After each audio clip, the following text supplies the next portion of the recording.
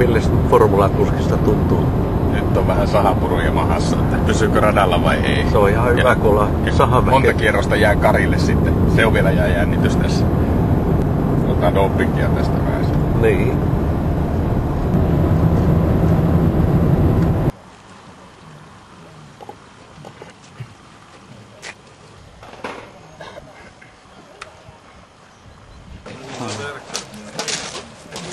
Tästä urheiluruuhka. Kannattaa ottaa tuossa vähän iisisti alkuun. Täällä on tehoja ja sisällä on joku 7 heppanekoinen, täällä on 34. Nopeudet on huomattavasti, siellä saa auto mennä 55, sisällä meillä menee 130. Se myöskin tarkoittaa sitten riskitosymyksiä. Sitten jos katsotte, niin sisähalliautossa on sellaiset puskurit ympärillä. Meillä ei ole ja se on yksi se tekijä, mikä tekee sen yhden riskin siihen, että jos siellä ajetaan kiinni toiseen autoon, niin silloin se osuu tuonne pyöriin ja sitten pyörivä rengas nostaa taivaalle sen auton ja lähdetään aika korkeille. Se heittää tuonne 4 metrin korkeuteen, että heilahtaa sen vehkeen. Ja se alastulo tekee yleensä kipeätä, koska se ei tule pyörille alas. Sitten tulee leka. Se lähtee menemään peräeellä johonkin. Eli sitä täytyy opetella sitä jarruttamista. Ja nyt varsinkin jos se tulee liukkaaksi vielä, tai onkin liukas vieläkin, tuon ratajat näyttää vähän pahalta, että sieltä tulee vettä, niin sitten se on erittäin vaikea ajaa. Pitää ajaa niin kuin silleen, käyttää polkimia, että siellä on niin raaka kananmuna tuolla polkimien välissä, ja sitä ei saa rikkoa. Taas se maltilla, niin ei ole mikään häpeä ajaa kilpailuun hiljaa. Se on niin viisautta. Meillä on huonommat asiakkaat, sellaisia, että ne on tästä lähtenyt tuohon aitaan. Ei päästä edes radalla. Siinä vaiheessa mä kyllä yleensä rupean harkitsemaan, että laskenko mä enää yleensä ajamaan ollenkaan, jos ei sen vertaan malttia. Mikä tuli vaikutelma? Kyllä aika tehokkaita autoja on, että meillä on myös perä lähtee irti välillä. Joku pitäisi tuossa, en tiedä millä numerolla, mutta oli tuonne kullanvärinen kypäri veti ohi, että fiu! Olisiko ollut Kari tai joku? Kyllä joo.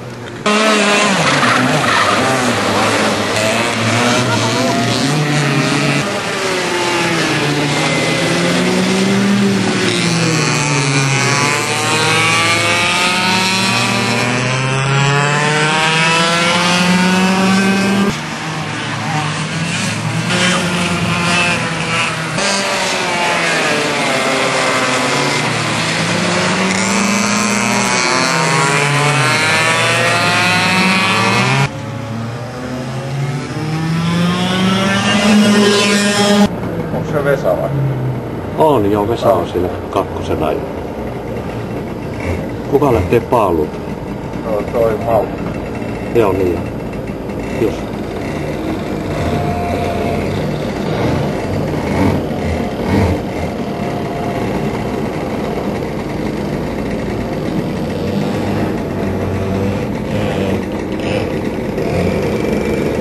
Niko on 7. Ja 6 ja sitten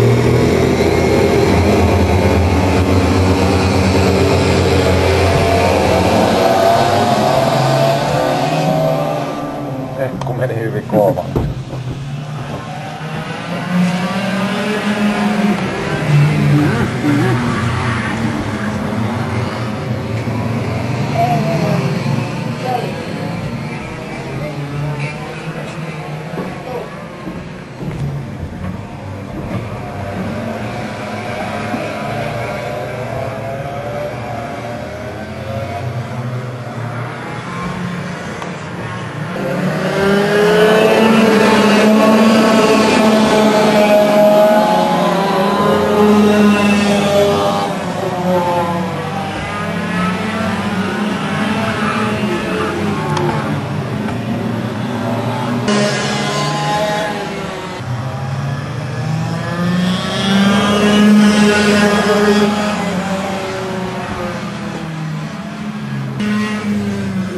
siellä hapaviilisellä.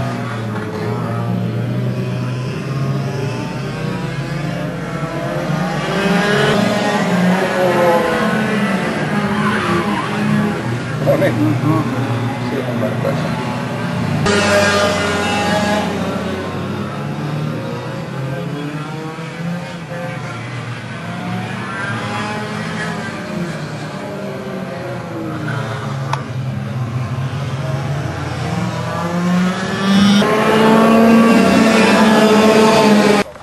Mä olin kolmantena siinä jo sun takana niinku alussa. Sitten pinnasit jotain munakin. Mulla oli vaikea, että 2,5 jaksoa. Sait helpon voit. Sai kyllä. Ei tiedä yhtään, Kaveri pääsi. Se pääsi siinä ohi tosta noin. Hivenen, vaikka onkin ton kokoinen, niin hivenen kevyempänä. Ja mulla oli kyllä, se ei laitettu siinä B-finaalissa, niin oli kylmät renkaat, ei just pystynyt painaa tuolla vielä.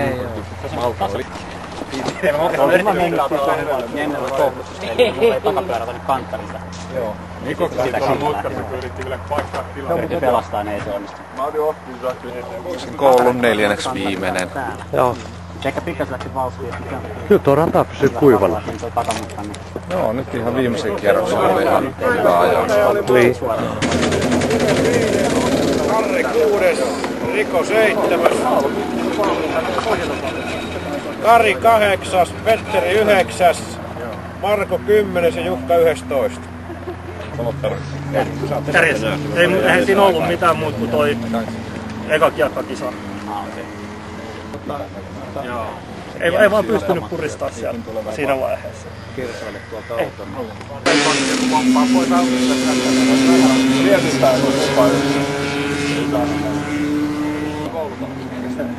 Petterilläkin on koole sultakin alta.